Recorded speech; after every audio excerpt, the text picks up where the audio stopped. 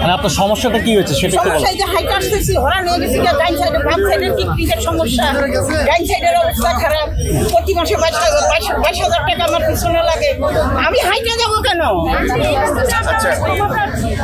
আচ্ছা আপনি মানে আপনাদের টিভি গেটের সামনে আমরা ইউটার্ন দিছি, ওখানে উনি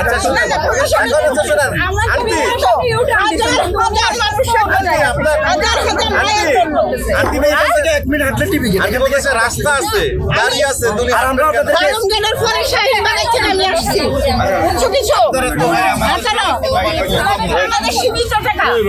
আমাদের সীমিত টাকা, আমরা তো সিএনজি রিক্সা দিয়ে যাইতে পারবো না, পারবো? আমাদের তো অবৈধ ভাষা না, আমার 2টা সন্তান জব করে, 2টা সন্তান দিয়ে আমি চলছি। তোমরা কালকে থেকে করতে পারবো না।